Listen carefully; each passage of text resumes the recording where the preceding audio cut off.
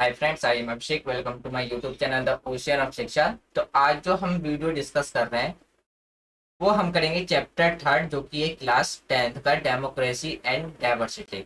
ये हमारा आज का चैप्टर रहने वाला है, जिसको हम बहुत ही ज़्यादा ब्रीफली में डिस्कस करेंगे। तो आज की वीडियो में जो हम टॉपिक डिस्कस करेंगे, सबसे पहले हम एक स्टोरी देखेंगे जो कि एक इसमें मैक्सिको ओलंपिक्स की, जिसमें जो हमारे अफ्रीकन अमेरिका है उनकी जो एथलीट्स है, दो एथलीट्स हैं, उनके द्वारा इस मूवमेंट में एक इम्पोर्टेंट रोल प्ले किया गया था। वो डिस्कस करेंगे। फिर हम देखेंगे किस तरीके से क्या डिफरेंसेस है और क्या सिमिलरिटीज है डिवीजन में, वो डिस्कस करेंगे। फिर सामाजिक में जो डिफरेंसेस है वो किस तरीके से ओरिजिन होता है, यानी कि किस तरीके से जो डिफरेंसेस है, डिस्क्रिमिनेशन है, वो हमें देखने को मिलता है। किस तरीके से उसकी उत्पत्ति होती है वो हम डिस्कस करेंगे। फिर हम देखेंगे ओवरलैपिंग एंड जो क्रॉस कटिंग डिफरेंसेस के बारे में। फिर जो पॉलिटिक्स ऑफ सोशल डिवीजन होता है उसको डिस्कस करेंगे। फिर एक क्वेश्चन होगा जिसमें हम देखेंगे what can be range of outcomes of politics of social division, और उसके जो निर्धारक है, तीन निर्धारक है कि किस तरीके से सोशल डिस्क्रिमिनेशन हमें देख के, जो तीन निर्धारक है हम उसको भी डिस्कस करेंगे। तो चलिए स्टार्ट करते हैं हम अपना आज का डिस्कशन।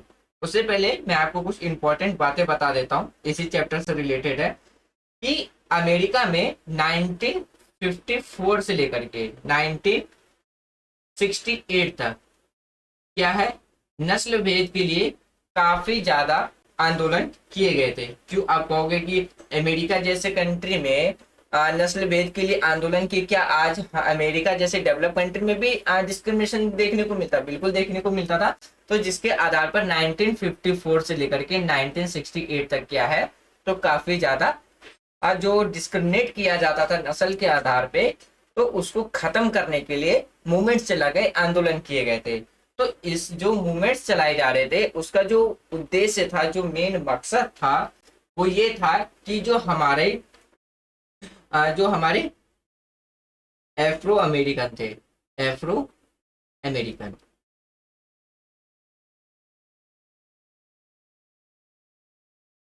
अमेरिकी जो लोग थे, उनके साथ काफी ज्यादा डिस्क्रिमिनेट किया जाता था अमेरिका के अंदर। क्यों?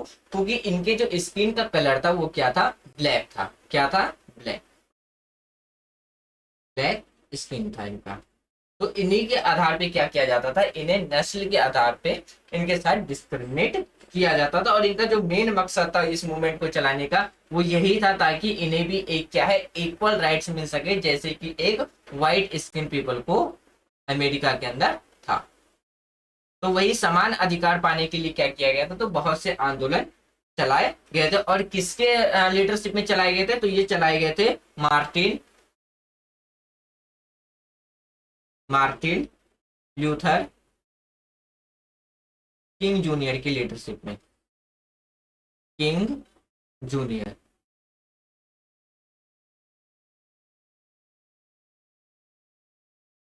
जूनियर, इनके लीडरशिप के अंदर क्या है, ये सारे मूवमेंट्स चलाए गए थे, जिसमें क्या है, एंग्लो अफ्रीकी जो लोग थे उन्होंने अपने अधिकार के लिए क्या किया था, तो भारत वो मतलब अमेरिका के अंदर आंदोलन चलाया था। जिसमें क्या था, जिसका जो आधार था, यानी कि जो बेस था, वो क्या था, जो नस्ल के आधार पर भेदभाव था उसको क्या करना, उसके कानूनों को और उस व्यवहार को क्या करना, समाप्त करने की मांग उठाई गई थी। जो अतः लास्ट में जाकर के क्या हुआ था, तो सफल भी रहा। अगर हम आगे डिस्कस करें, अगर इसमें आगे बात करें, तो 1950 में, यानी कि जैसे ही सेकेंड वर्ल्ड वॉर खत्म हुआ, तो अमेरिका के अंदर क्या था, जो नस्ल भेदभाव था वो काफी ज्यादा बढ़ गया। जो नस्ल भेदभाव था वो काफी ज्यादा क्या हुआ था, तो बढ़ गया था अमेरिका के अंदर। फिर जो अश्वेत लोग थे, यानी कि जो ब्लैक स्किन के जो पीपल थे, यानी कि जो काले लोग थे, उनके ऊपर अलग कई तरह की क्या लगा दिए गए थे, पाबंदी, बैन लगा दिए गए थे अमेरिका के अंदर। फिर 1980 में क्या हुआ था, 1980 के दशक में अमेरिकी में लगभग 1980 के दशक में अगर हम बात करें, अमेरिका के अंदर 33% जो पॉपुलेशन की आबादी थी वो किसकी थी, तो ब्लैक स्किन पीपल्स की थी। ब्लैक स्किन पीपल्स की थी, यानी कि अश्वेत लोग। उसके बाद जो 20% आबादी थी वो किन की थी, वो थी हमारी हिस्पानिक की। और 12% किसकी आबादी थी, व्हाइट स्किन की थी, लेकिन जो क्या थे, पुअर पीपल थे। कौन थे वो, पुअर पीपल थे। तो ये 1980 के दशक में ये अमेरिका की कुछ जनसंख्या थी। अगर वहीं पे अगर हम बात करें 1950 में, यानी कि 1950 में क्या किया हुआ था, तो 1950 में जो नागरिक अधिकार है उसको, और जो सुप्रीम कोर्ट है, यानी कि वहां का जो सॉरी, जो 1950 में क्या हुआ था, 1950 में जो नागरिक अधिकार की जो आंदोलन थी, यानी कि जो ह्यूमन राइट्स के लिए जो मूवमेंट्स चलाई गई थी, वो और भी ज्यादा क्या हो गया था, तो शक्तिशाली हो गया था। और 1954 में जो अमेरिका का जो सुप्रीम कोर्ट था, उसने क्या किया था कि अलग परंतु समान अधिकार के मतलब समान सिद्धांत को क्या कर दिया था, अस्वीकार कर दिया था, यानी कि रिजेक्ट कर दिया था। और नस्लीय भेदभाव के विरुद्ध में जो मार्टिन ल्यूथर किंग जूनियर के नेतृत्व में इस आंदोलन को फिर चलाया गया। और 1960 में, यानी कि 1960 में क्या हुआ, 1960 के दशक में कानून बनाकर भेदभाव को क्या कर दिया गया, तो खत्म कर दिया गया। तो यानी कि जो हमारे मार्टिन ल्यूथर किंग जूनियर थे, उनके अंडर में जो भी नस्ल के विरुद्ध जो मूवमेंट्स चलाए गए थे, वो 1990 के दशक में आकर के उनके मूवमेंट्स को एक सक्सेस मिला। और उसके बाद क्या है कि जो अमेरिका के अंदर जो नस्ल के आधार पर भेदभाव किया जाता था, उसको क्या कर दिया, तो समाप्त कर दिया गया, यानी कि खत्म कर दिया गया। तो उस मूवमेंट से रिलेटेड एक स्टोरी है हमारे पास, जो कि किसका है, a story from a Mexico Olympics, जिसमें दो एथलीट्स थे, और वो दोनों एथलीट्स कहां से बिलोंग करते थे, अफ्रीकन अमेरिकन से बिलोंग करते थे। जो एक थे हमारे स्मिथ और दूसरे थे हमारे जॉन कार्लोस। और जब जो 1968 में मैक्सिको में जो ओलंपिक हुआ था, इनमें इन दोनों ने एक गोल्डन और एक ब्रॉन्ज प्राइज जीता था। गोल्डन और जो ब्रॉन्ज मेडल था उन्होंने उसको जीता था। और जैसे ही इनको मेडल दिया जा रहा था, उस टाइम क्या था, तो अमेरिका का यानी कि जो यूएसए, उसका नेशनल एंथम सॉन्ग बज रहा था। तो इन्होंने उसमें कुछ एक्टिविटीज की, जिससे क्या है, जो इंटरनेशनल लेवल पे अपने मूवमेंट्स को क्या किया था, इन्होंने हाईलाइट किया था। तो इन्होंने जो एक्टिविटीज की थी वो हम इस पिक्चर्स में देख सकते हैं। जैसे इन्होंने क्या किया था कि जो इनके जो शूज थे, वो शूज ना पहन करके ब्लैक, सॉरी, जो इनके शूज थे, शूज ना पहन करके ये ब्लैक सॉक्स पहन करके खड़े थे, जो इस बात को दर्शाने की कोशिश कर रहे थे कि अमेरिका के अंदर जो ब्लैक स्किन पीपल हैं, जो अश्वेत लोग हैं, जो ब्लैक स्किन पीपल हैं, वो क्या है, पुअर है, यानी कि वो अपनी गरीबी को दर्शा रहे थे। इससे तो ब्लैक सॉक्सेस के थ्रू। फिर जो हमारे स्मिथ थे, जिन्होंने गोल्ड मेडल जीता था, उन्होंने क्या किया था, अश्वेत लोगों की जो आत्मगौरव था उसको बताने के लिए गले में क्या है, एक ब्लैक कलर का मफलर भी पहन लिया था, जो इस बात को रिप्रेजेंट करते थे कि ब्लैकिश स्किन पीपल हैं, उनकी भी अपनी क्या है, एक सेल्फ रिस्पेक्ट है, अपनी एक आत्मगौरव है, उसको बताने के लिए। फिर क्या किया गया, फिर क्या था, जो हमारे कॉर्लियस थे, जिन्होंने ब्रॉन्ज मेडल जीता था, उन्होंने मरे हुए, यानी कि जो हमारे कॉर्लियस थे, उन्होंने अपने जो मरे हुए अश्वेत लोग थे उनको रिप्रेजेंट करने के लिए क्या किया था, तो अपने गले के अंदर एक ब्लैक स्टोन्स की क्या पहन लिया था, तो माला पहन लिया था। जो वो इस बात को बताने की कोशिश कर रहे थे, इस बात को दर्शाने की कोशिश कर रहे थे इंटरनेशनल लेवल पे, कि अमेरिका के अंदर जो ब्लैक स्किन पीपल मारे गए हैं, उनके बारे में वो दर्शाना चाहते थे। फिर काले दस्ताने, जैसे कि हम यहाँ देख सकते हैं, दोनों ने हाथों में क्या पहन रखा है, काले दस्ताने पहन रखा है। काले दस्ताने पहन करके ऊपर मुट्ठी बंद करके हाथ उठाने का मतलब था कि अमेरिका, ये इनके संगठन को यहाँ पे ये दर्शाने की कोशिश कर रहे थे कि यूएसए के अंदर ये मतलब इनकी संगठन कितनी ज्यादा मजबूत है। तो ये इन दो एथलीट्स के द्वारा ये जो 3-4 एक्टिविटीज की गई थी, इसके थ्रू वो क्या करना चाह रहे थे, इंटरनेशनल लेवल पे अपने मूवमेंट को हाईलाइट करना चाहते थे। और इस तरीके से क्या है कि जो यूएसए के अंदर जो ब्लैकिश स्किन पीपल्स के जो मूवमेंट्स चलाए गए थे, उनको एक अच्छी खासी क्या मिली थी, एक सपोर्ट मिला था। तो यही है हमारा स्टोरी ऑफ मैक्सिको ओलंपिक्स का। अब बात करते हैं कि किस तरीके से डिफरेंसेस और सिमिलर डिविजन्स देखने को मिलते हैं हमें कहाँ, हमारी मतलब वो अमेरिका के अंदर। उससे पहले हम समझते हैं कि अभी जो हमने स्टोरी डिस्कस किया उसमें एक माइंड में एक क्वेश्चन ये आया होगा कि जो अफ्रीकन अमेरिकन जो पीपल्स थे, यानी कि जो ब्लैक स्किन जो पीपल्स थे, वो आखिर कहते किसे हैं, किसे कहते हैं अफ्रीकन अमेरिकन पीपल। तो जो ये जो हमारे अफ्रीकन अमेरिकन जो पीपल्स थे, वो 17वीं सदी से लेकर के 17वीं 17वीं सेंचुरी से लेकर के 9वीं सेंचुरी के बीच में जो अमेरिका में क्या है, एज अ स्लेव के रूप में जब उन्हें लाया गया और वो अमेरिका में ही रह करके बस गए, तो उन्हें को कहा जाता है अफ्रीकन अमेरिकन पीपल्स। यानी कि अफ्रीका के अंदर से जो भी लोग थे, उन्हें 17वीं और 19वीं सेंचुरी के बीच में जितने भी स्लेव बना करके लाया गया अमेरिका के अंदर, तो वही पीपल्स क्या कहलाने लगे, अफ्रीकन अमेरिकन पीपल्स, जिसे हम अश्वेत लोग भी कहते हैं। अब बात करते हैं नस्ल भेद के बारे में। सबसे पहले अब हम ये समझते हैं नस्ल भेद कहते किसे, क्योंकि अभी हमने इस स्टोरी में भी यही समझा कि जो अफ्रीकन अमेरिकन पीपल थे, इन्होंने नस्ल भेद के अगेंस्ट में जाकर के अमेरिका में 1954 से 1960 में क्या किया, तो वो नस्ल के भेदभाव को मिटाने के लिए आंदोलन चलाया। तो अब नस्ल भेद का मतलब क्या होता है? नस्ल भेद का मतलब होता है किसी भी देश में किसी भी देश या समाज, या जिसे हम सोसाइटी कहते हैं, समाज में नस्ल के आधार पर, यानी कि किसके आधार पे, नस्ल के आधार पर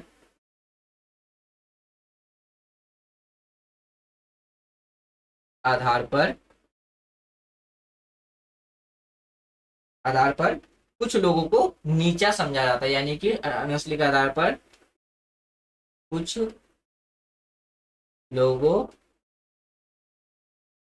को क्या समझा जाता है, नीच समझा जाता है। क्या समझा जाता है, नीच समझा जाता है। तो इसी को कहते हैं हम नस्लवाद। क्या समझा जाता है, तो इसे हम क्या कहते हैं, नस्लवाद। इसी को हम कहते हैं नस्लवाद। अब बात करते हैं रंग भेद किसे कहते हैं। पहले हम अपने स्क्रीन को पहले साफ कर लेते हैं।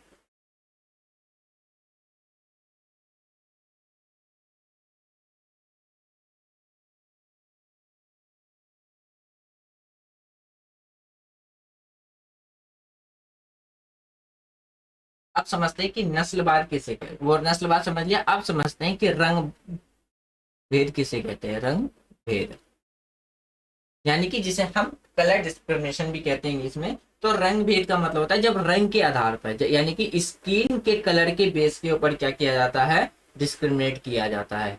रंग के आधार पे, रंग के आधार पर जब क्या समझा जाता है, उसके साथ भेदभाव किया जाता है, तो उसे हम कहते हैं रंग भेद। यानी कि अगर हम बात करें नस्लवाद किसे कहते हैं, जब हम नस्ल के आधार पे क्या करते हैं, किसी भी पर्सन को या किसी भी पीपल्स को हम हीन या निचला स्तर का समझते हैं, तो उसे हम नस्लवाद कहते हैं। रंग भेद का मतलब होता है कि जब हम किसी भी पर्सन को उसके स्किन के कलर के बेस पर पे हम क्या करते हैं, उसके साथ हम जब भेदभाव करते हैं, तो उसे हम कहते हैं रंग भेद। अब क्या, अब जो हमारा अगला जो टॉपिक है वो ये है। हम इसको एक बार फिर साफ कर देते हैं ताकि एक्सप्लेन करने में इजी हो। अब जो अगला क्वेश्चन, मतलब अगला जो टॉपिक आता है वो आता है हमारा सामाजिक विविधता। विविधता का मतलब होता है एक तरीके से क्या, डिविजन्स कह सकते। विविधता का मतलब होता है डाइवर्सिटी, जो हम यहाँ पे भी डिस्कस कर रहे हैं, डेमोक्रेसी एंड डाइवर्सिटी। यानी कि सोशलिस्ट डाइवर्सिटी कहते किसे है। यानी कि अगर हम सोशलिस्ट डाइवर्सिटी की बात करें किसी भी सोसाइटी में, यानी कि किसी भी समाज में, जब हमें अलग अलग डाइवर्स के लोग देखने को मिलते हैं। डाइवर्स में आ जाता है हमारा जैसे कल्चर, लैंग्वेज, फिर हमारा culture, language, religion, religious, caste, ये सब आ जाता है तो उसे हम क्या कहते हैं, एक डाइवर्स कहते हैं। क्या कहते हैं, यानी कि हम अपनी कंट्री में क्या कहते हैं उसे, मतलब कंट्री में क्या, उसको हम कहते हैं हम अपने सामाजिक विविधता, यानी कि सोसाइटी डाइवर्सिटी, जिसमें फिर जैसे कि अभी हमने बता दिया इसमें क्या क्या आता है हमारे, जैसे जैसे हमारे कल्चर आते हैं, लैंग्वेजेस आते हैं, रिलीजन्स आते हैं, फिर कास्ट आते हैं, तो ये सब किस में आता है, ये सब हमारी डाइवर्सिटी में आता है। और जब किसी सोसाइटी में अलग अलग डाइवर्स के जब लोग रहते हैं तो वहीं से हमें क्या देखने को मिलता है, एक हमारी सोसाइटी में क्या होता है, ओरिजिन्स होते हैं किसके, डाइवर्सिटी के, यानी कि हम बात करते हैं तो विविधता का क्या होता है, एक ओरिजिन, यानी कि एक उत्पत्ति होती है। अगर हम एक एग्जांपल्स की बात करें तो हमारी कंट्री क्या है, एक लाइव एग्जांपल है किसकी, डाइवर्सिटी की। क्यों, क्योंकि हमारी कंट्री के अंदर लगभग हर भाषा बोलने वाले लोग रहते हैं, हर धर्म के लोग रहते हैं, हर कल्चर को मानने वाले लोग रहते हैं। तो इसीलिए हम क्या कहते हैं कि हमारी जो कंट्री यानी कि इंडिया जो है वो क्या है, एक डाइवर्स कंट्री है। ये एक लाइव एग्जांपल है। क्यों, क्योंकि अगर हम अपनी कंट्री की बात करें तो हमारी कंट्री में कितने, तो हमारे कॉन्स्टिट्यूशन में टोटल 22 भाषाएं को रखी गई है। अगर हम कास्ट की, रिलीजियस की बात करें तो हमारी कंट्री में हिंदू, सिख, ईसाई, मुस्लिम, जैन, बौद्ध, क्रिश्चियन, हर एक धर्म के लोग हमें मिल जाते हैं, हर एक कल्चर को फॉलो करने वाले लोग मिल जाते हैं, हर एक कास्ट के लोग मिल जाते हैं, हर एक स्किन कलर्स के लोग मिल जाते हैं, मतलब व्हाइट स्किन, ब्लैक स्किन, या फिर हमारा ब्राउनिश स्किन। तो इस तरीके से कहा जाता, इसलिए कहा जाता है कि इंडिया की जो है वो क्या है, एक डाइवर्स कंट्री, एक लाइव एग्जांपल है। अगर हम बात करते हैं कि हमारी कंट्री के यानी सॉरी, हमारी कंट्री कह रहा हूँ, सोसाइटी के अंदर डाइवर जो डिविजन्स हैं, डिफरेंसेस हैं, वो कैसे आ, मतलब वो उनकी उत्पत्ति जो है उन कैसे होती है, यानी कि उनकी जो ओरिजिन्स है वो कैसे होता है। तो सबसे पहले हम ये बात करते हैं। अभी हमने समझ लिया कि जो सोशल डिफरेंसेस हैं वो कैसे है, तो अभी समझते हैं कि इसके कुछ रीजंस होते हैं, वो किस तरीके से हम अपनी सोसाइटी के अंदर जो डाइवर्स डिविजन्स है वो देखने को मिलते हैं। तो उसके हम 3 रीजंस के बारे में समझते हैं। सबसे पहला होता है, सबसे पहले अगर हम समझते हैं किसके, जन्म के आधार पर, यानी कि बेस्ड ऑन बर्थ, यानी कि जन्म के आधार पे, जन्म के आधार पे, आधार पर। दूसरा, दूसरा जो होता है हमारा पसंद या चुनाव के आधार पे, पसंद या चुनाव के आधार पे। और तीसरा है हमारा सोचने के अलग अलग तरीके से,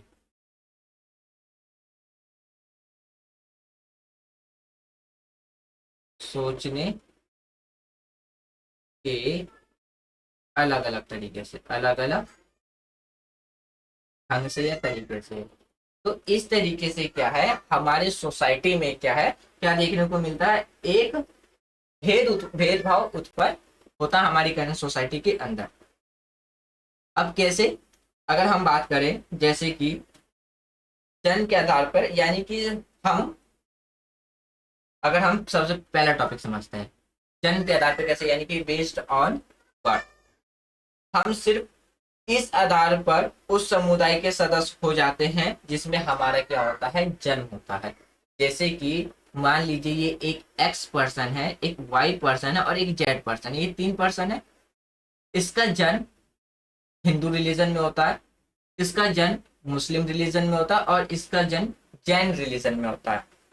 तो इसमें क्या हो गया, इस तरीके से क्या हो गया, एक अलग अलग रिलीजन, एक अलग अलग रिलीजन्स में जन्म लेने के आधार पर क्या हो गया, इनका एक अलग समुदाय हो गया। यानी कि रिलीजियस के बेस पे इनका क्या बन गया, अपना एक अलग खुद का ग्रुप बन गया, एक इस तरीके से। अब आता है पसंद या चुनाव के आधार पे। जैसे कि अगर हम बात करते हैं, अगर मान लीजिए एक एक्स पर्सन है और एक वाई पर्सन है और ये 3 जेड पर्सन है, और एक और ले लेते हैं हम यहाँ पे, ये 4 पर्सन है, डब्ल्यू एक्स वाई से। इन 2 पर्सन का चुनाव कहते हैं, ये जो 2 पर्सन है ये कहते हैं कि इन्हें क्रिकेट ज्यादा पसंद है, यानी कि क्रिकेट खेलना ज्यादा पसंद है। और ये दो पर्सन कहते हैं कि नहीं, हमें हॉकी खेलना ज्यादा पसंद है।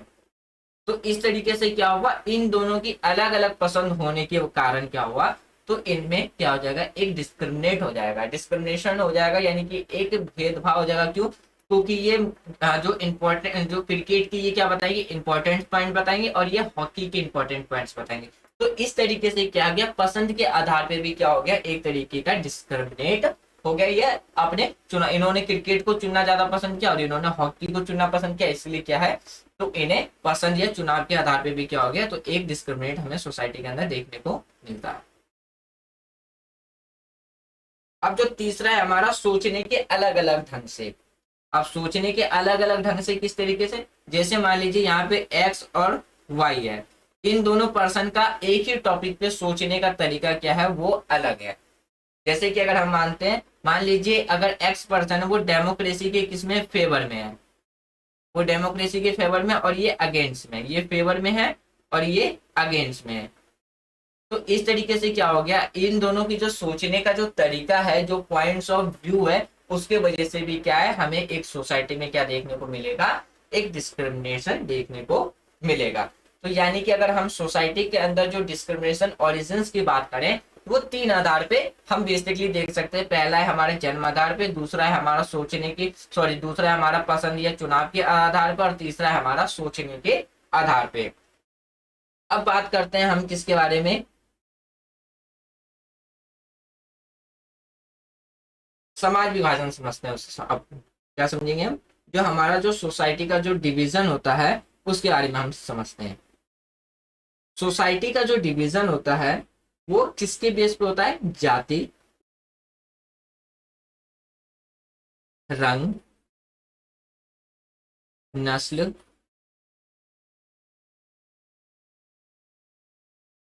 लिंग, यानी कि जैसे हम जेंडर कहते हैं, आदि के भेदभाव पे क्या होता है, आदि के भेद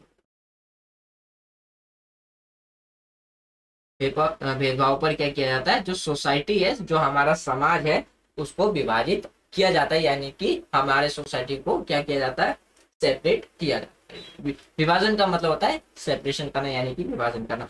अगर हम एग्जाम्पल्स की बात करें, हमने चैप्टर 2 में क्या डिस्कस किया था, चैप्टर 2 में जब हमने डिस्कस किया था, जो कि हमारा चैप्टर 2 था, उसमें हमने जो फेडरलिज्म वाला चैप्टर था हमारा, उसमें हमने ये डिस्कस किया था कि भारत के अंदर जो फेडरलिज्म की जो प्रैक्टिसेस की गई थी, तो उस पर क्या किया गया था, एक लैंग्वेज के आधार पे क्या गया था, तो स्टेट को डिवाइड किया गया था।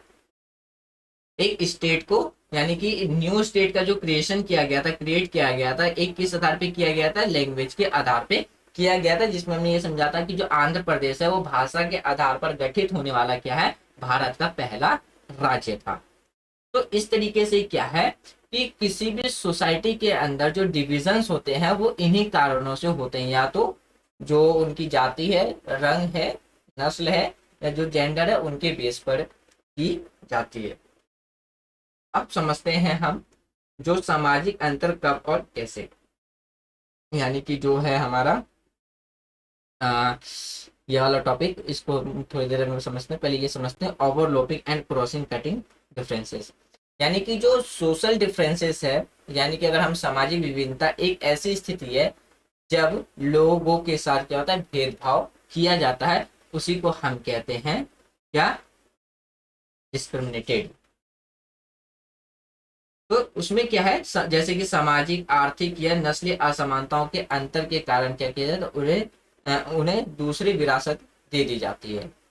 तो उसी को हम क्या कहते हैं, जैसे कि अगर हम ओवरलैपिंग के बारे में अगर समझे, तो जो हमारे जो डिस्क्रिमिनेट देखने को मिलता है वो किस बेस पे देखने को मिलता है, यानी कि जब लोगों के साथ क्या है, भेदभाव किया जाता है, या एक वर्ग, एक समूह को उनके सामाजिक, आर्थिक या नस्लीय असमानता के अंतर के कारण क्या किया जाता है, उन्हें जब एक दूसरी विरासत दे दी जाती है, वो हमारा होता है overlapping and crossing cutting differences. और ये दो आधार, यानी कि ये दो प्रकार के होते हैं। अगर हम पहले टाइप्स की बात करें, पहले टाइप्स में क्या आ जाते हैं, वो इम्पोर्टेंट पीपल्स जो कि क्या हो, वो अपने आप को ज्यादा इम्पोर्टेंट समझे, किसमें जो डिफरेंट कम्युनिटीज है उसके कंपेयर में। तो वो हमारा होता है पहला ओवरलैपिंग डिफरेंस है। जैसे कि जब एक प्रकार का सामाजिक अंतर दूसरों से अधिक महत्वपूर्ण हो जाता है और लोग यह महसूस करने लगते हैं कि वे विभिन्न समुदायों से संबंधित हैं, जो इससे अतिव्यापी अंतर के रूप में जाना जाता है।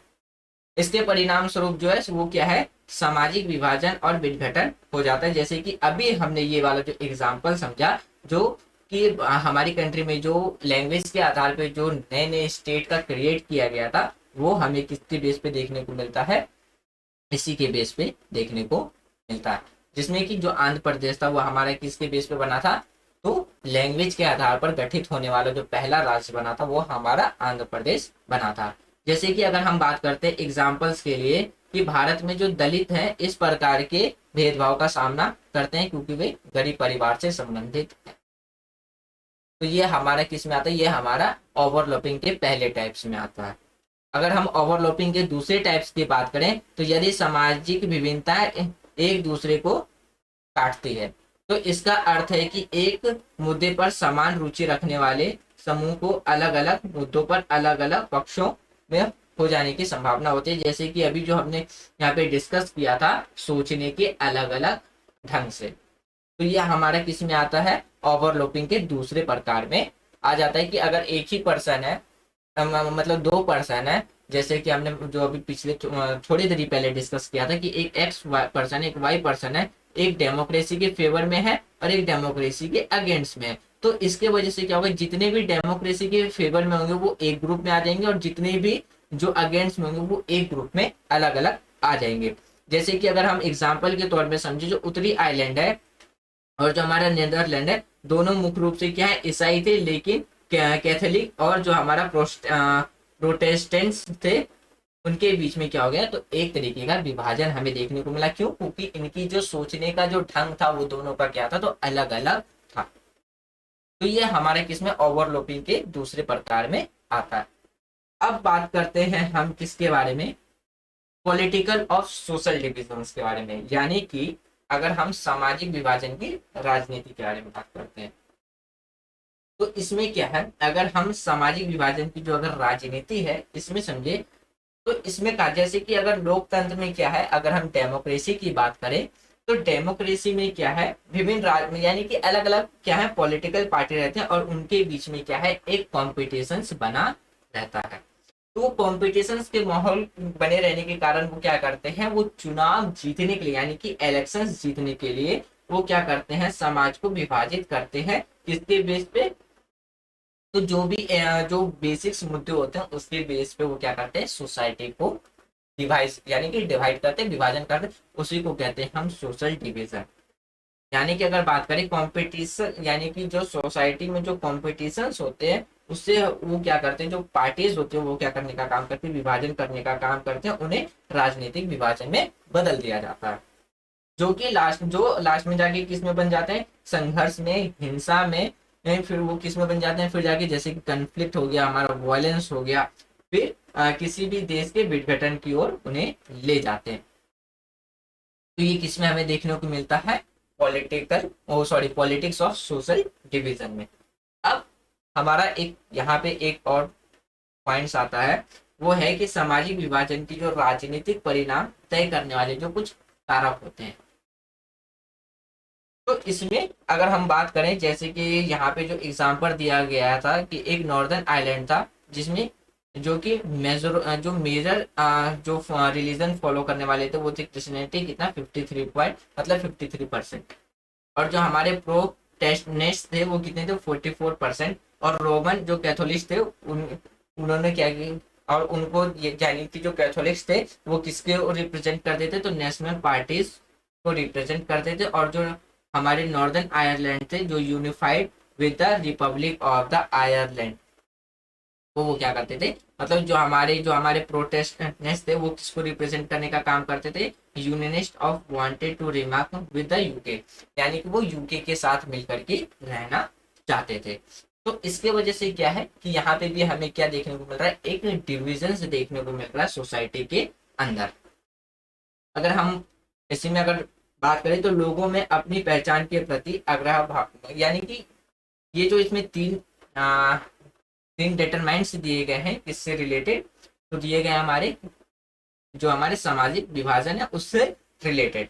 तो उससे पहले अगर हम यहाँ समझें कि जो उत्तरी आयरलैंड में थे जो ईसाई धर्म यानी कि जो क्रिश्चियन थे, उसके दो प्रमुख क्षेत्र यानी कि 53% किसको मानने वाले थे, क्रिश्चियन को मानने वाले थे, और प्रोटेस्टेंट्स जो थे, और 44% किसको, जो रोमन कैथोलिक के बीच में क्या है एक अंतर राजनीतिक का रूप ले लिया था, जिसमें से क्या है ये एक अलग रहना चाहते थे और ये ब्रिटेन यानी कि यूनाइटेड किंगडम के साथ मिलकर के रहना चाहते थे, जो कि किसका राष्ट्रवादी दलों के द्वारा प्रतिनिधित्व किया जाता था, जिन्होंने मांग की थी कि उत्तरी आयरलैंड को आयरलैंड गणराज्य के साथ एकत्रित यानी कि मिला लेना चाहिए, और जबकि जो हमारे जो रोमन कैथोलिक्स थे जो कि किसके संघवादियों द्वारा जो संघवादियों द्वारा इन्हें प्रतिनिधित्व किया जाता था, उनका कहना था कि वो यूके के साथ रहना चाहते हैं।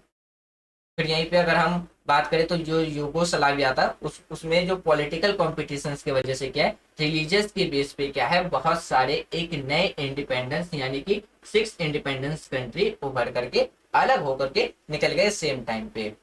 फिर उसके बाद क्या हुआ, यह ज्यादातर देशों में खतरनाक और भारत में मतदाताओं को प्रभावित करता। अब जो हमारा जो सामाजिक विभाजन की जो राजनीतिक परिणामों की जो सीमाएं क्या हो सकती है, उसके 3 डिटरमाइंट्स हैं। पहला है कि अगर हम पहले की बात करें तो पहला क्या है, लोग अपनी पहचान के प्रति आग्रह की भावना जब रखते हैं तो एक ये हमें देखने को मिलता है। दूसरा, अगर हम दूसरे पॉइंट्स की बात करें तो राजनीतिक दलों का जो संविधान के दायरे में रह करके कार्य करना। और तीसरा जो है हमारा वो है सरकार विभिन्न सामाजिक वर्गों के प्रति कैसा रुख अपनाती है। ये 3 जो डिटरमाइंस है वो ये बताती है कि सामाजिक विभाजन की जो राजनीतिक परिणाम तय करने वाले ये तीनों क्या है, तो ये तीनों अपने कारक हैं। अब जैसे कि बात करते हैं हम डेमोक्रेसी के अंदर, लोकतंत्र के अंदर। लोकतंत्र शासन एक ऐसा सिस्टम्स है जिसमें कि जो रिप्रेजेंटेटिव होते हैं वो किसके द्वारा चुने जाते हैं, लोगों के द्वारा ही चुने जाते हैं, अपने चुने हुए प्रतिनिधि द्वारा ही शासन करते हैं। किसके अंदर, डेमोक्रेसी के अंदर। तो डेमोक्रेटिक हमें क्या है, तो 2 तरीके के देखने को मिलते हैं। पहला है हमारा फॉर्मल और दूसरा इनफॉर्मल, जिसे हम कहते हैं अगर हिंदी में बात करें तो प्रत्यक्ष डेमोक्रेटिक, प्रत्यक्ष और अप्रत्यक्ष अप्रत्यक्ष डेमोक्रेसी देखने को, यानी कि प्रत्यक्ष लोकतंत्र और अप्रत्यक्ष लोकतंत्र, हमें ये 2 लोकतंत्र देखने को मिलता है। अगर हम प्रत्यक्ष यानी कि अगर हम फॉर्मल डेमोक्रेसी की बात करें तो जिसमें क्या है जनता स्वयं शासन में भागीदारी लेती है, जैसे कि हम स्विट्जरलैंड। और अप्रत्यक्ष में जिसमें जनता अपने चुने हुए प्रतिनिधित्व के द्वारा क्या करती है, शासन चलाते हैं, उसे हम कहते हैं अप्रत्यक्ष, जैसे कि हमारा देश भारत है। तो ये 2 तरीके की डेमोक्रेसी हमें देखने को मिलती है। अगर हम वहीं पे अगर हम आगे अगर पॉइंट्स कुछ इंपॉर्टेंट पॉइंट डिस्कस करें तो उसमें क्या होता है, लोकतंत्र के कुछ पहलू हैं। लोकतंत्र के पहला पहलू क्या आता है, 3 पहलू है, मतलब लोकतंत्र की अगर हम पहलू की बात करें तो उसमें 3 पहलू आते हैं। पहला है हमारा राजनीतिक पहलू,